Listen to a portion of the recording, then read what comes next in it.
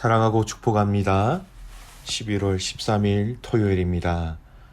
오늘도 사랑하는 우리 예수님과 함께 동행하는 복된 날이 되시기를 간절히 소원합니다. 오늘 말씀 제목 큰 용사 기드온이라는 제목으로 함께 말씀을 나누고자 합니다.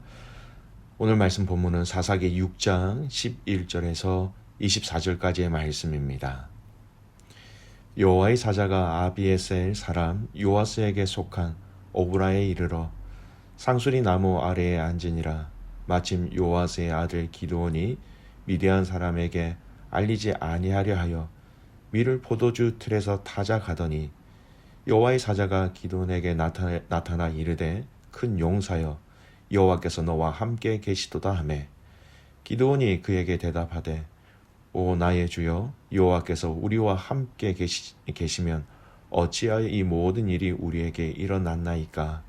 또 우리 조상들이 일찍이 우리에게 이르기를 여호와께서 우리를 애굽에서 올라오게 하신 것이 아니냐 한 그 모든 이적이 어디 있나이까.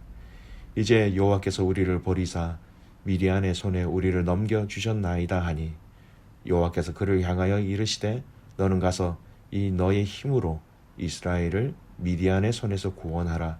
내가 너를 보낸 것이 아니냐 하시니라. 그러나 기드온이 그에게 대답하되 오 주여 내가 무엇으로 이스라엘을 구원하리이까. 보소서 나의 집은 므낫세 중에 극히 약하고 나는 내 아버지 집에서 가장 작은 자니이다 하니 여호와께서 그에게 이르시되 내가 반드시 너와 함께 하리니 네가 미디안 사람 치기를 한 사람을 치듯 하리라 하시니라. 기드온이 그에게 대답하되 만일 내가 주께 은혜를 얻었사오면 나와 말씀하신 이가 주 되시는 표징을 내게 보이소서. 내가 예물을 가지고 다시 주께로 와서 그것을 주 앞에 드리기까지 이곳을 떠나지 마시기를 원하나이다 하니 그가 이르되 내가 너 돌아올 때까지 머무리리라 하니라. 기드온이 가서 염소 새끼 하나를 준비하고 가루 한 에바로 무교병을 만들고 고기를 소쿠리에 담고 국을 양푼에 담아 상수리 나무 아래 그에게로 가져다 드리매 하나님의 사자가 그에게 이르되 고기와 무교병을 가져다가 이 바위 위에 놓고 국을 부으라 하니 기드온이 그대로 하니라. 여호와의 사자가 손에 잡은 지팡이 끝을 내밀어 고기와 무교병에 대니 불이 바위에서 나와 고기와 무교병을 살랐고 여호와의 사자는 떠나서 보이지 아니한지라. 기드온이 그가 여호와의 사자인 줄을 알고 이르되 슬프도소이다. 그 주 여호와여 내가 여호와의 사자를 대면하여 보았나이다 하니 여호와께서 그에게 이르시되 너는 안심하라 두려워하지 말라 죽지 아니하리라 하시니라. 기드온이 여호와를 위하여 거기에서 제단을 쌓고 그것을 여호와 살롬이라 하였더라. 그것이 오늘까지 아비에셀 사람에게 속한 오브라에 있더라. 아멘. 오늘 말씀 제목 큰 용사 기드온입니다. 오늘 말씀은 하나님이 사사 기드온을 세우시고 부르시는 내용이 기록되어져 있지요. 이 사사 기드온을 세우셔서 하나님은 이스라엘 백성들의 그 구원의 부르짖음에 하나님 응답하십니다. 하나님이 이 사사 기드온을 부르시는 이 과정은요, 다른 사사를 세우시고 부르시는 그 내용보다 매우 자세하게 설명하고 있는 것이 한 특징이기도 하지요. 먼저 하나님이 기드온을 부르실 때 이 기드온이 어떤 행동을 하고 있었는지를 한번 살펴보겠습니다. 11절 말씀을 보십시오. 여호와의 사자가 아비에셀 사람 요아스에게 속한 오브라에 이르러 상수리 나무 아래에 앉으니라. 마침 요아스의 아들 기드온이 미디안 사람에게 알리지 아니하려 하여 밀을 포도주 틀에서 타작하더니.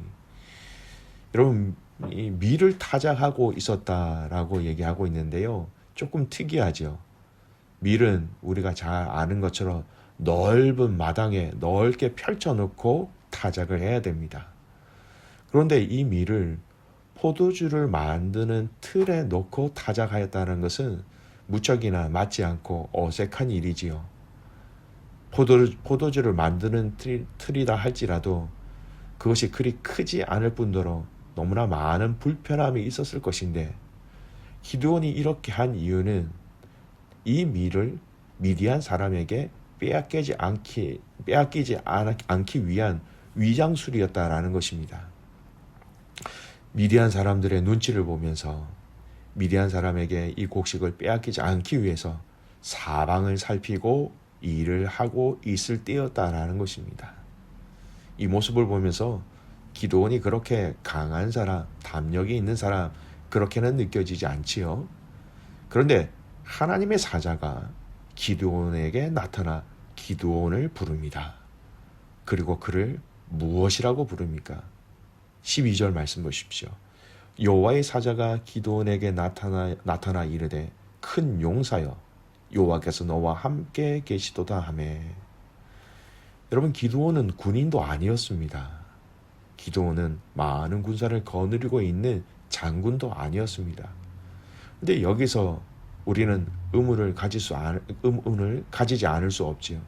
왜냐하면 기드온은 미디안 사람이 두려워서 밀을 불편을 감수하고 포도주 틀에서 타작하고 있는 매우 소심하고 나약해 보이는 사람인데 여호와의 사자는 그를 큰 용사여라고 부르고 있기 때문입니다.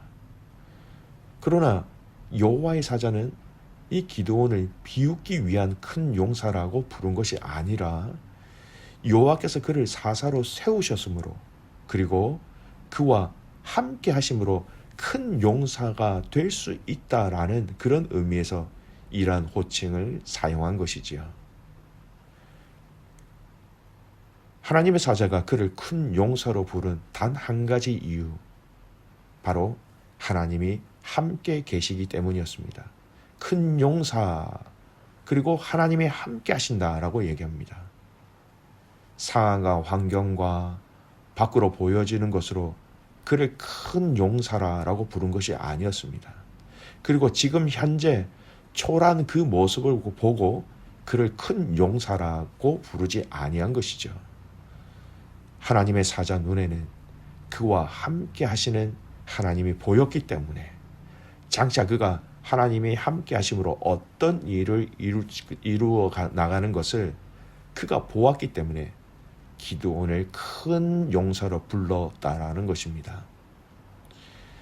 지금 현재 포도주 틀에서 밀을 타작하고 있는 우리의 현재의 모습으로 그를 큰 용사로 부른 것이 아닙니다. 장차 하나님이 기드온을 통해 큰 전쟁 가운데 승리하게 하실 그 미래의 일, 그 놀라운 일, 그 모습을 보았기 때문에 하나님의 사자는 그를 큰 용사다라고 부르게 된 것이었습니다. 지금의 비굴하고 초라한 현재의 모습을 보고 이야기한 것이 아니라 바로 그와 함께하고 앞으로 행하실 그 일들을 보고 그를 큰 용사로 불렀다라는 것입니다. 여러분, 오늘 우리에게 이러한 믿음과 이러한 믿음의 눈이 있기를 간절히 소원합니다. 하나님이 함께 하시면 우리는 다르게 보아야 합니다.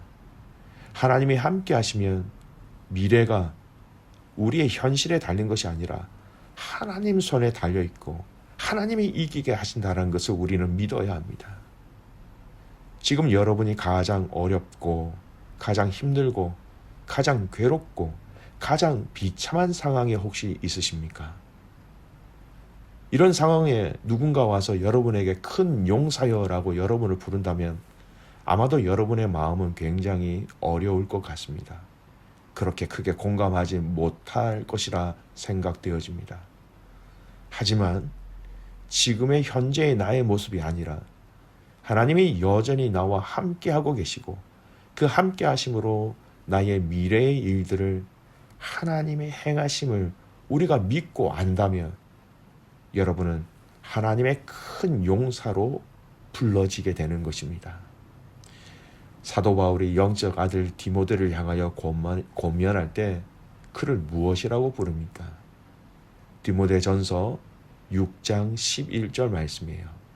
오직 너 하나님의 사람아, 이것들을 피하고 의와 경건과 믿음과 사랑과 인내와 온유를 따르며 디모데가 완전해서 디모데가 모든 능력을 갖추고 있어서 디모데가 모든 선교 사역에 유능해서 너 하나님의 사람아 라고 사도 바울이 부른 것이 아니었습니다. 그와 함께 하시는 하나님 때문이었습니다. 여러분 디모데전서 1장에 사도 바울이 이 디모데를 향하여 쓴 편지 그 소개에 보면 사도 바울이 제일 많이 이야기하고 있는 단어가 무엇인지 아십니까? 그 단어가 바로 예수 그리스도입니다. 사도 바울은 디모데에게 예수 그리스도를 의지할 것을, 예수 그리스도를 신뢰할 것을, 예수 그리스도의 능력으로 이 사명을 감당해 나갈 것을 이야기하고 있는 것이죠. 예수 그리스도가 함께 하심으로 하나님의 사람으로 하나님의 사명을 감당할 수 있다라는 것을 바울이 디모데에게 간절하게 쓰고 있는 것이었습니다. 여러분 사사 기드온에게 보면 여러 가지 부족한 것들을 오늘 말씀을 통하여 발견할 수 있습니다. 자기는 스스로 작은 자다라고 이야기하면서 이것을 감당할 수 없다라는 식으로 얘기합니다. 부족하다고 얘기하죠. 그리고 그것도 부족하자 하나님께 표징을 구합니다. 그러자 이 바위 위에 불이 나와서 고기와 무교병을 불살라 버리시는 그런 표징을 통하여서 하나님은 그 기드온의 원한 그 표징에 답을 하셨습니다. 처음부터 기드온은 완전한 믿음으로 반응하지 못한 연약함이 있었습니다. 그래서 재차 하나님께 묻기 시작한 것이고 우리가 내일 읽을 그 말씀을 보면 또 양털 뭉치를 통하여서 또 하나님 앞에 묻는 것이죠. 그러한 기드온의 연약한 모습을 하나님은 다 아셨지만 그를 사사로 부르셨습니다. 그리고 하나님의 사자를 통하여 큰 용사로 부르셨다라는 것. 하나님이 함께 하심, 하나님의 함께 하심으로 장차 일어날 그 일을 하나님은 다 알고 계셨기 때문이죠. 우리에게 많은 믿음의 조상들이 있습니다. 놀라운 일들을 하였고 놀라운 복음의 사역들을 감당하였지요. 근데 그 뒤에 더 위대하신 하나님이 계심을 우리는 알아야 합니다. 그를 귀한 믿음의 사람으로 세우신 것 뒤에 함께 하신 하나님을 우리는 날마다 그것을 기억하고 그것을 되새겨야 하는 것이지요. 믿음의 가족 여러분, 우리가 무슨 일을 하는가, 어떤 일을 하는가, 어떤 큰 일을 하는가, 어떤 큰 사명을 감당하는가, 그것보다도 우리가 더 간구해야 될 것은 하나님이 나와, 하나님이 우리와 함께 하시는가, 여기에 우리는 주목을 해야 할 것입니다.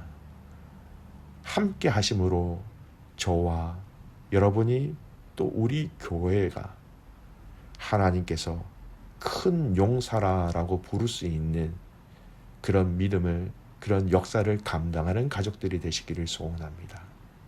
큰 용사 기드온이라고 부르셨습니다. 저와 여러분과 교회를 향해서 부르시는 그 큰 용사라고 부르심에 하나님의 함께 하심을 소원하며 기도하며 반응하는 오늘 이 하루가 되시기를 주님의 이름으로 축복합니다. 아멘. 기도하겠습니다.